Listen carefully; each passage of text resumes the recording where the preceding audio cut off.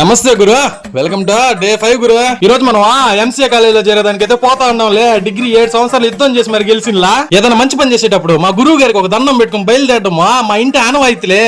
బయలుదేరినాను లేదు, ఫుల్ వాన. ఇంక పోయేసా జెరాక్స్లు కావాలని చెప్పా మా అన్న జెరాక్స్ షాప్ కాడికి వెళ్ళినానులే.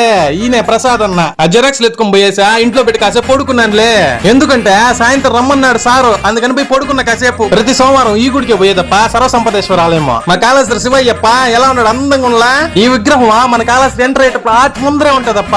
ఇంక సాయంత్రం 6 అవుతా ఉండదు కదా, పోయి టీ తాగదాం అని చెప్పి జస్ట్ కేఫే కాడికి వెళ్ళి టీ తాగేసా. వస్తా ఉంటే పెట్రోల్ అయిపోయిందప్ప.